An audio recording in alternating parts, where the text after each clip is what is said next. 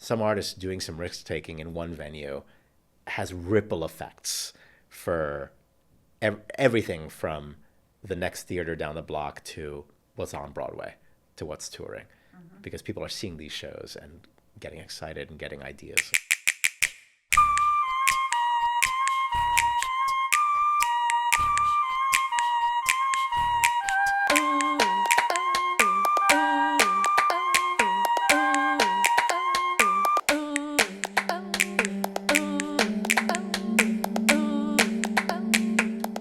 Welcome, friends. I'm Kristen Martin, and this is Torches. Today, we have my dear friend and long-term collaborator, Paul Pinto.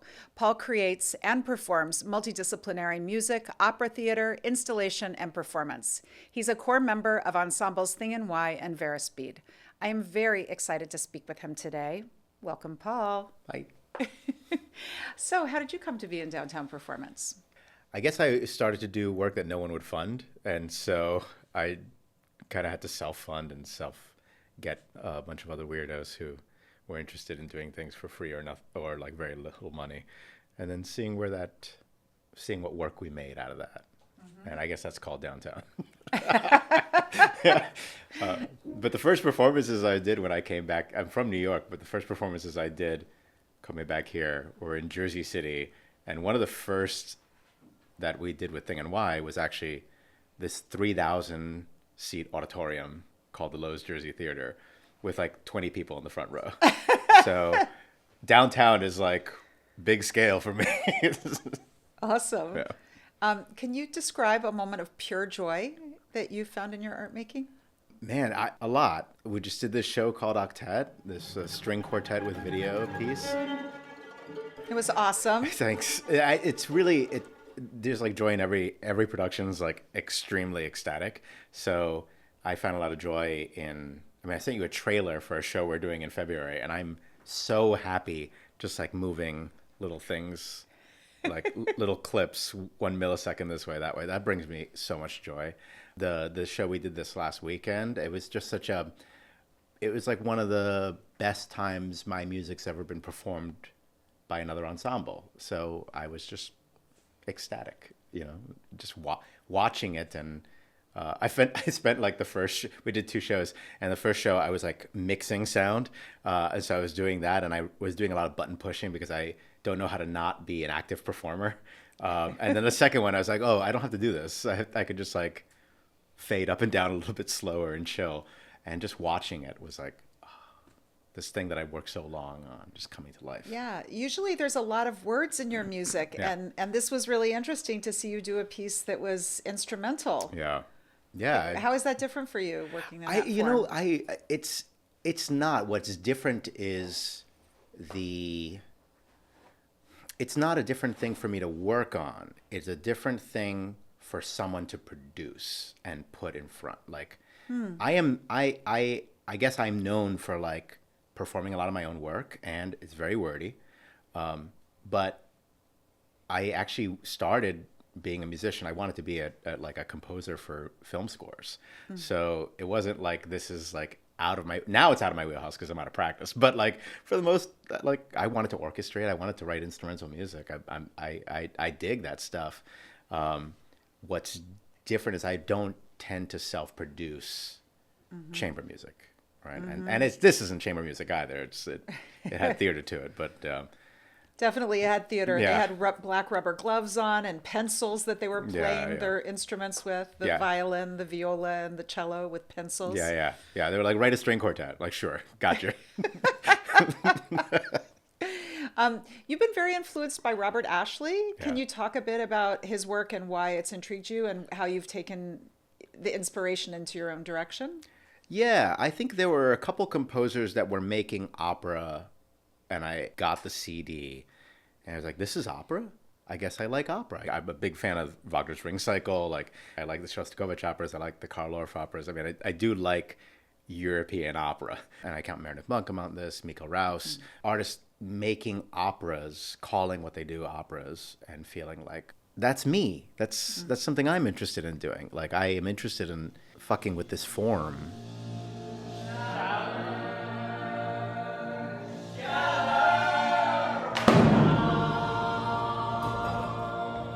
it's nice to have a role model, because sometimes you don't have a role model in the work. That's kind of, I guess, like what experimental music is kind of like not having a role model. It's just like, I don't know what I'm aiming for. I'm just kind of looking in this direction. It was nice to meet that role model.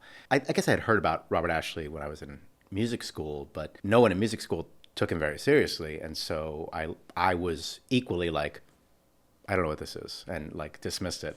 And then in grad school, I worked at a call center, and the people working at this call center with me were all art students. They went to like the Glasgow School of Arts. They made me mixtapes, and I discovered all these artists that I maybe knew their name, but I didn't really sink into their music until someone curated it and gave me context for like how this, what this work is and why it's important, and also that like people, all those art students, they all had like tons of bands. And they were like great musicians. And here I was, this like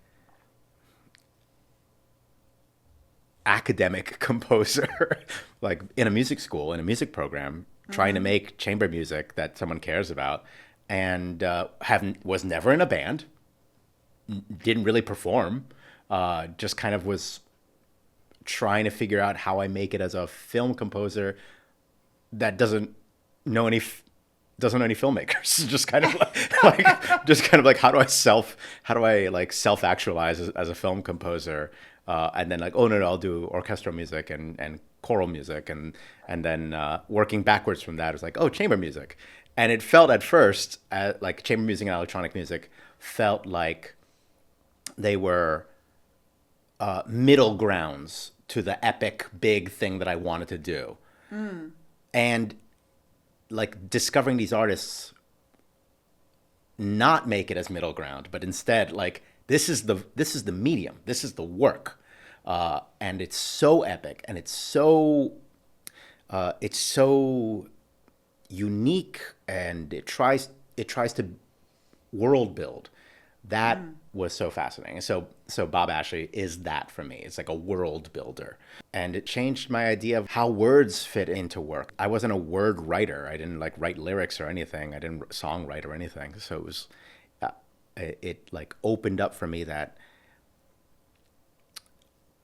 I too could like write about thoughts in my head, and it needn't be voyeuristic or pedantic. It could just be like, it's going to go to the next place. It's going to keep going to the next place. And actually that I can self-reference. The kind of autobiographical work that is Bob's is so interesting. I remember the album that got me interested was a production of Atalanta in Italy. And I had heard Perfect Lives before, and I'd seen the videos. And to my R&B generation of the 90s, growing up with music videos, well, this looks dated, and I don't know who this person is, and I don't know what they're talking about. And this is an opera. I don't get it. And so I heard Atalanta, where like half of it is in Italian, and I didn't, and it was like it was a mixtape. So I didn't like, Right. I didn't have any context for what this was. It's like, what is this wild stuff? What is going on? There's talking about baseball, someone's singing in the background. They keep interrupting with these chorales. And I was like, oh, this is a great form. Like, this is exciting. This is like epic and everything. And after engaging with that, then I became like a fan and started like looking at Perfect Lives and re-examining it and reading it. It's like, wow, this is incredible. This is everything. It speaks to me, and there's always something that I can get from it upon rereading and upon re-listening. And yeah, I hope to make work like that. I hope to make work like I that. think you already do. You talked about writing your enjoyment at not grasping everything, and your work is really fast often. Yeah. And like, it's okay to not get everything and instead enjoy the adventure. That's what you said. So how do you I don't know what I said. When did I say? I mean, it sounds familiar, but I don't remember. in some interview I found when I Yeah? was researching you. Oh, God. Why does that excite you as a maker, this idea of not grasping everything? Well, I think there's like, I mean, the same way that we're working on Mano a Mano together, right? It's that someone else will also fill in the gap for me, right? Like, so I give a little bit, and then someone comes along and like meets me part of the way there. So that's really exciting. I cut my teeth on collaborative theater making with Thing and Y. Like we met up in a room once a week to make a piece together, and we brought in a kernel of an idea that someone else would like fill in and fix and adjust, and that mode of making is really exciting. But I am also like super interested in the auteur vision. So in addition to collaboration, I'm so interested in world building. If I can make a piece and have total control on what this is, the imagery, the pacing, the design of the marketing, like I love all that stuff. I don't care if someone misses a word or doesn't understand a reference. The same way that if I read a novel, I can't fathom how this creator came up with all this stuff, and that wonder is super, super exciting. And I think as I've gotten a better writer, it's through the acknowledgement that I am not an expert. I'm as smart as I can be on the subject at this moment, and I'll write what I can about it. But leaving room for editing, leaving room for the mistakes, leaving room for the omissions, leaving room for the mythology, right? The things that like, this is not quite right, but it's something like this. That is such an engaging, I just find so much joy in that, in someone being so committed to an idea. And I think about this with performers too. Like, I don't need to have a virtuoso, but I need to have someone who is just so dedicated on stage, and that like grabs me. So yeah, I think following that same thread, when I go see a piece of theater, like I don't give a shit about sightlines. Like I don't care about super titles. The mystery is exciting, and I don't need to have all the answers. Great. Yeah. I want to zero back in on something you touched on briefly, which was about collaboration. You have folks you've been collaborating with forever, with Thing and Y and with Verispeed both. Yeah. And do you want to talk a bit about what you gain from that kind of collaboration, and maybe what are challenges inside that kind of collaboration both? Yeah, I mean, like all theater is collaboration, right? So it's my artistic collaborators are family. There's all the things that go with family, of the familiarity and how that can be so exciting, the shorthand about like how we just kind of know each other's vibe ahead of something. We also know what our like secret agendas are as we like make work together. And that is, that can be completely maddening, but it can also, it's so heartwarming just to be like, oh, yeah, that's an Andrew lick. Or like, yeah, of course Kelsey made that little lick of a piece. Or like, yeah, Isabel put that. Or, this kind of way of like the knowing what your family's up to. That's really exciting. And I also like, this goes to the non-expertise thing of I have a great idea for something. I have no idea how to get it done. That's what makes theater so exciting, and what makes collaboration so exciting. That someone else can be, oh, I know someone, or like, or I know how to do that. Yeah. Right. I mean, I feel like that's why we make theater. I hope. Yes. It's just to be like, I have these ideas for lighting. All these ideas where lighting is so integrated and it's so important. Do you know how to run this light board? No, but someone does. Right. Yeah. You're a multi-hyphenate artist. Yeah. You are a writer, you are a composer, you're a performer, you're a marketing designer, as we were talking about. You like to wear a lot of hats.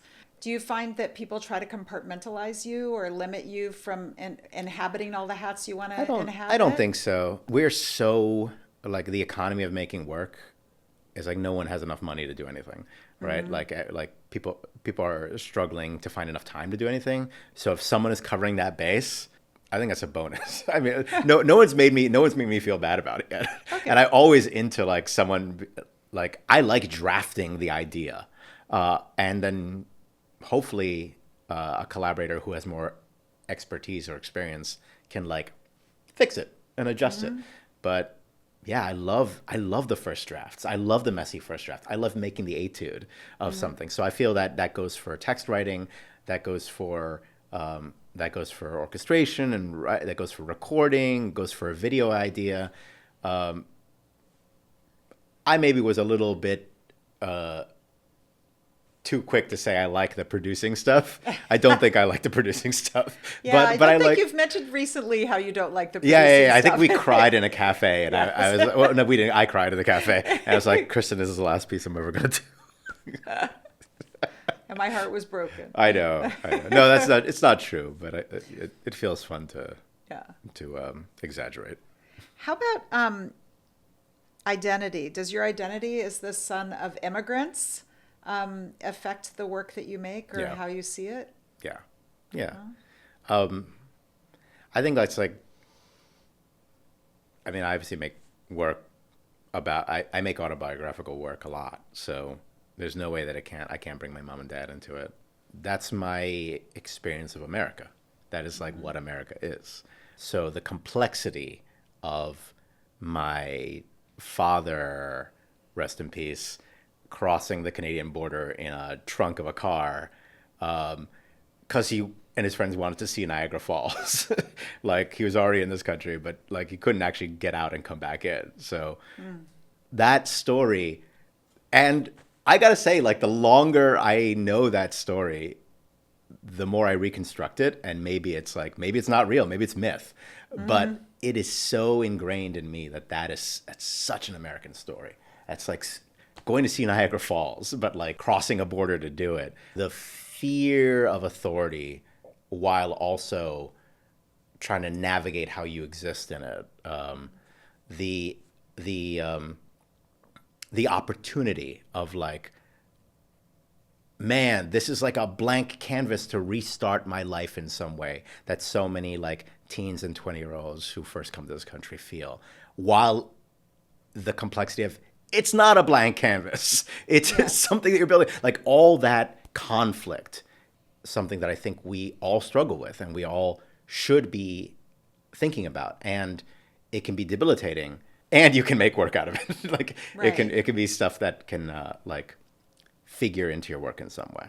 How do you think your work as an artist or work that artists are making right now can help us navigate this incredibly complicated time in the United States of America? I don't know, man. You caught me on a bad day for this. Like, I don't think it can. I think like universal health care. I think giving people a living wage so that they can exist on something, housing security, free public transit. I think that stuff helps, right? Like, Right. and allows us to be more free to make things and to enjoy things. But yeah, I like the. Well, I mean, I'll just say for me, I think other artists can probably help better, but I can't. I feel like I can make and I can celebrate and I can get into what feels good about being in a room together making live performance. But I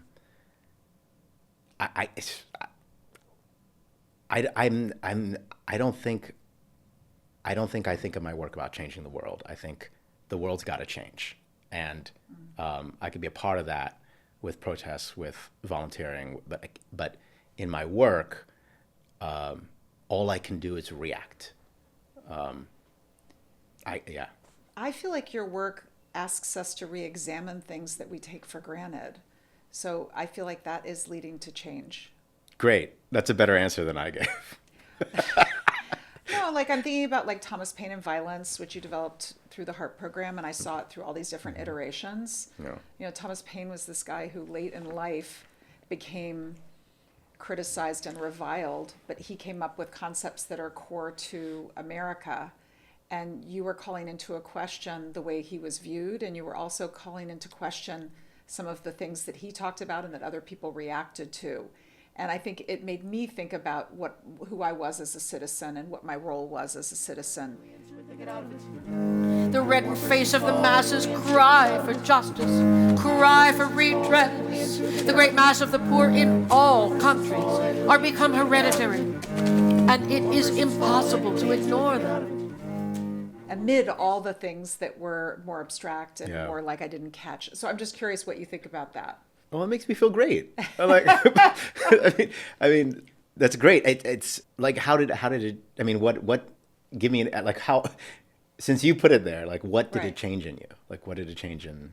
It was a self-examination moment. It was a moment of not sitting with what I think of as American citizenship and what our roles are as citizens. It called into question, like, well, should I take that for granted, or should I really examine that more carefully? Yeah. Your piece, Whiteness, definitely causes self-examination. It was made post-COVID, post-George Floyd, in the midst of the racial reckoning, and it felt like a piece that was really asking us to have a sense of humor about it, but also asking us to take really seriously things that we took for granted, that unquestioningly.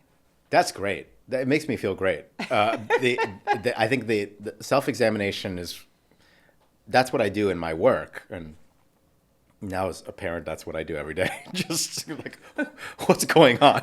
Was this a good idea? Should I be in charge? Like for sure. It's not to minimize it. It's to add complexity to it. It's self-examination. That's awesome. But we talk about action, right? And like action is the thing that changes things. Right. And that's what I'm unsure. And it's not to put it down or negate it, right? I think the work I do is important, but I think it's not the thing. It's not the action. It is a reaction, and self-examination. Like my art is my therapy, right? It's like it's entertainment. It's the way that I engage with people, and so but it is reacting to something. I'm sure that there are artists there who are for whom that's not true. For whom it's like, this is a reimagining of the way I want the world to be, and. That's not the way that I make work. Maybe, unfortunately. And maybe that'll change, because who knows? Like 7 years ago, I was a different human. Literally. Yeah, for real. You once spoke about the importance of Black and brown performers being cast in roles in which they aren't only portraying the Black and brown characters. Why is that important to you? I have made work about what it is like to be a brown guy. It would feel so shitty if I could only make one but not the other. Yeah. So I think that's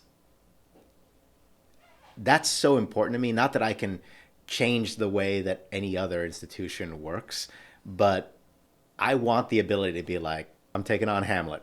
Not that I have no interest in that, but like, it would be cool, like, to just be like, yeah, you own this as much as you own that. How about being a parent? How has that affected your work? Obviously, like everything, right? Like everything, it kind of like radically breaks open your soul, and makes you rethink just every relationship you have and every way that you interact with time and pacing and place, and your family and your ancestry and your siblings, and it just like it breaks open everything. And so I think right now, I have a 2-year-old right now, Jonah, he's a handful and he's great, and he's my little like exploring buddy, but I have a different relationship with my work now that he's in daycare, that he can talk. And not only can he talk a lot, that he wants to listen to music with me. That then I have a different relationship now with my art making than I did when he was a little slug. When I had to like watch him all the time, but he didn't do anything but just like look at me. The way I wrote music was on walks. I would like put him in the stroller and I'd go for walks. And it was 'cause there's no way I would get 5 minutes, let alone 15 minutes, to do any kind of intense work that required repetition and editing. It just wasn't in his cards. I mean, you know this. You're a parent, right? There's that time where like I can do nothing else but just like be on call. Since Jonah's gone back to school, that's different, right? Like, so I guess not what's new, but I keep having to come to terms with is that being a parent doesn't make you a different artist for the rest of your life. being a parent is like any other relationship or status, that it's shiftable, that it changes, that it's like in 6 months it's this, and then the next 6 months it's that, and for a month it's this, and then for like the next 20 years it's that, right? So it's I am learning not to get comfortable in an artistic process because it's going to change. So going from the small, the family micro now to a macro context. So talk about relationship with institutions and how institutions have supported or not supported your work. Yeah. I guess like from college to where I am now, I guess institutions have, I'm a student of New York City public schools. Institutions have supported my art my entire life. And I even think about my parents, that like the fundamental starting institution. My brothers are both animators, like, and they ran a grocery store and never once made us feel bad about doing art in some way. I think from early on, I had actually a very positive view of institutions, a very like, oh, someone will help me. Like I'll kind of start an idea and then someone will help me along the way. I'm not going to be doing it alone, right? It continues to flabbergast me when I'm like, I really thought I'd get that grant. Or like, I really thought I was really a good fit for that program. Or I have a meeting and I'm like, we had a great meeting. They talked about, programming some work of mine, and then like crickets.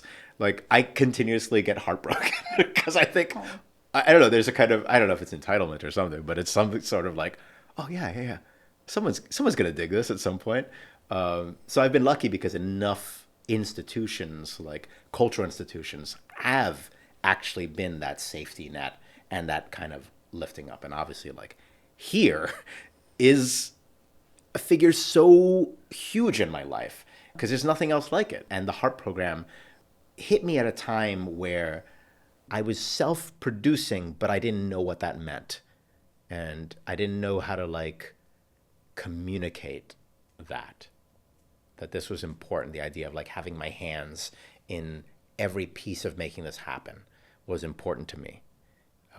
Even though like outwardly I could dream that like at some point an agent will help, or like at some point someone else will like do this.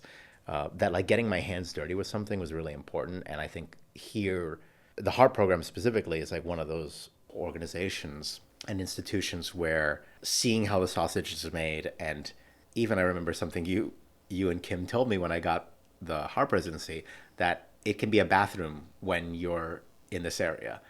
We want to be your bathroom when we're in, like that home, like finding a home and feeling like I can knock on the office door and just say like, hi. That actually belonging to, you say institution, but it's actually a community. Like that like belonging in a place. I can go into that building. I can chill in the cafe with my laptop and do my admin work. I can be creative in the space. I can host a party in the space. I can see who's up for a happy hour drink in this, like all that part, that's like super important. Like to me, it's very formative too. The idea that like having a place is so special. And I think what's my relationship with institutions now is I have those a little bit, but I wasn't like aware of it the same way I was when I was in the HERE program, because I got so much support in a way that I didn't know I needed. Just the ability to be able to knock on a door and say hi to someone who was helping me produce my work. That physical lack of boundary was so important. And I don't know how we sustain that, because that's such a hard thing to sustain. And not every artist needs it. Obviously, some people are just like, give me a check and let me write the thing. But I actually long for those, the long coffee meeting that starts off as something about budgets and somehow like nails on chalkboard. I'm like, God, I gotta leave. I gotta stop talking about budgets. But when I leave that meeting, I'm like, guys, like 3 people just helped me put this budget together, and that like gratitude motivates me to keep making work. Mm-hmm. I don't know if that's a long-winded way of making of. Oh, thank you. Saying it. Yeah. Thank you. If there's one thing you would change about the way institutions are operating in general, what would it be? Or what recommendation do you have for institutions today? There's a lot going on there. Institutions have the bandwidth to make community bigger than just local. Mm-hmm. So touring factors into that, but also just the way that we engage with the people that we want to show our work to, the people we could potentially collaborate with. This was something the pandemic was really great for, because since we were all on screens, the institutions who did something about like here, and were able to be like, now there's no limit on who you can collaborate with. Mm-hmm. It can be anyone in the world, and you just have to figure out the technology for it, but like it's there. But that lack of barrier is something we can learn from. What do you want to give an audience? You've talked about audience and community and the joy of touring and performing in different contexts, different size venues, different people are seeing the work who might not have been exposed to it. What excites you about that? I like people experiencing my work for the first time. I think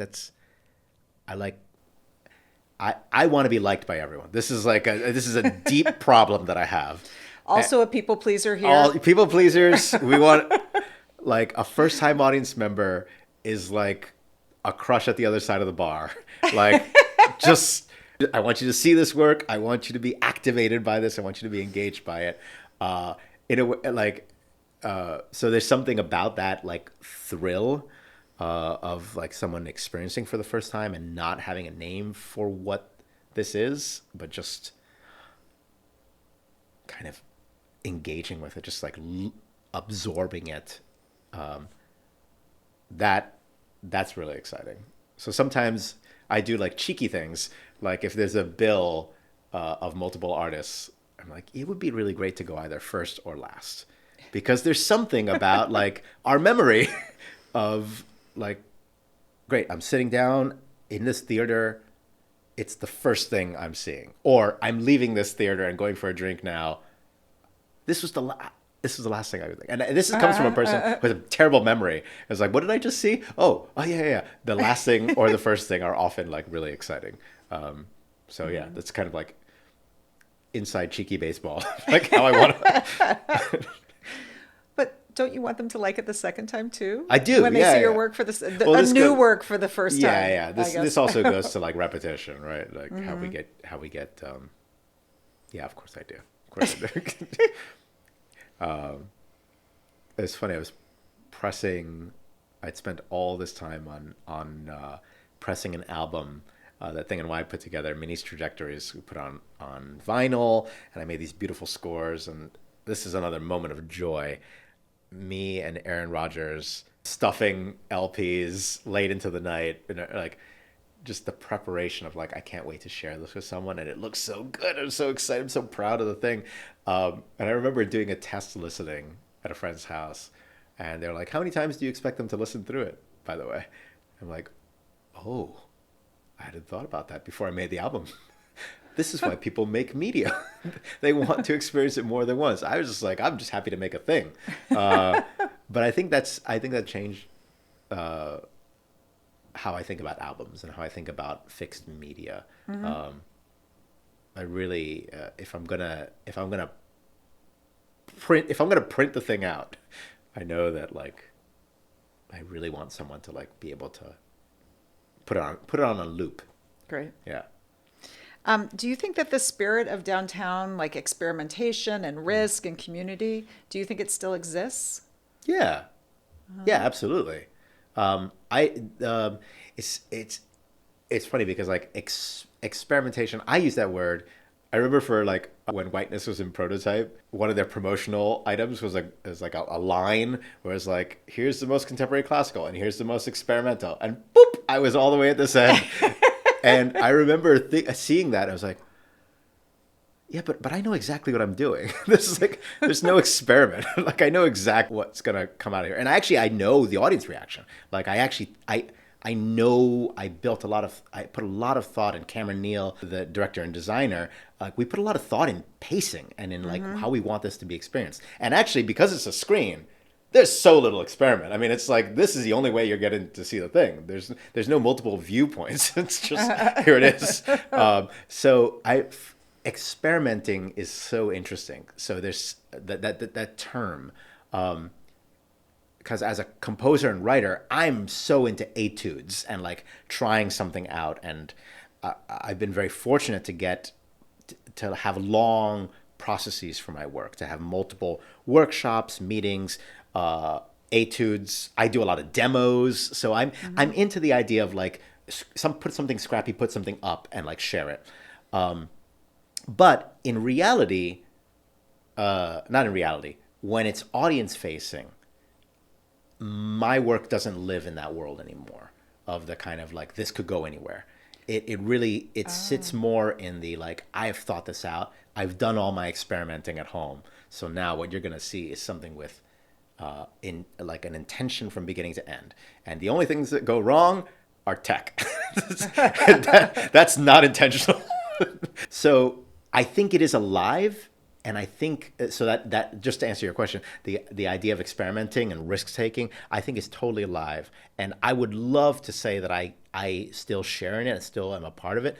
But yeah, there's a younger generation doing it in a way that's like is not crossing my radar. Like venues that I haven't even heard about. Like of course it's happening. Like the underground work is happening, and the fact that like.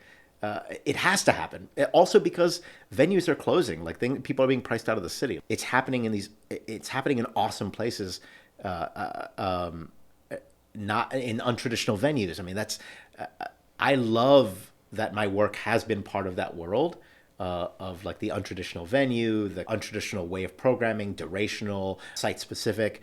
People are doing this all the time, and sometimes it comes from something practical, like. Well, we can't afford a venue, so this is an outdoor performance. But it also comes from a lot of intention. Like, I don't want to be fixed to one idea of what this piece is. So I want a variable to change every time. So yeah, I definitely believe it's like, it's there and it's like kicking, and it actually feeds us. Like the risk taking that like some artists doing some risk taking in one venue. Has ripple effects for everything from the next theater down the block to what's on Broadway to what's touring, because people are seeing these shows and getting excited and getting ideas, and it's building a baseline for what is acceptable theater, and it's got to be risky. It's got to be cool. Where do you want your art to evolve to next? Where do you see it going in the continuum that you're on? See it going, want to, different things. Okay. Want to, space. That would be great. Like to just... Your own space? No. In outer space. Oh. Yeah, that would be great. Doing a show on Mars or something. But like where it's going, I don't know. Now it's going to La Mama, the big space in La Mama, which is like has been a dream to do something in the Ellen Stewart of my own. There's some part of that question which is about how forward thinking are you? I think in reality I'm not that forward thinking. I'm just kind of like chasing. I'm like the dog chasing something. Just like excited about the next big thing. Because I work on a lot of different projects and they're each at different points in their process, I get to think about what the future is on all these different scales at all these different times. So the thing I think most about is what's like 2 months down the line and what am I so excited about? The bigness of the Ellen Stewart Theater, the collaboration with you to get in the room and actually like make staging decisions, getting Jeanette and Philip and the band to really deeply explore and to like make mistakes and fix them and to adjust and to tweak. So I see the kind of whole team effort going towards a thing that feels exciting to put in front of an audience. But I've also started a process on a piece where I'm just reading a lot. And so I have no idea except some vague idea that it's a big room, like the biggest room I can afford. and I think that it keeps me from having a clear answer of like where I want things to go. But I'm very excited about not having a clear answer. That I'm just like, at any point, something could pivot and be like, oh wow, that work's getting a lot of attention. Now I've got to like focus all my effort on that. Is there anything you want to talk about that we didn't? No. Okay. Thank you very much for doing this, Paul. Yeah. Thanks so much to HowlRound for hosting us, and we hope you'll come back to more of Torches.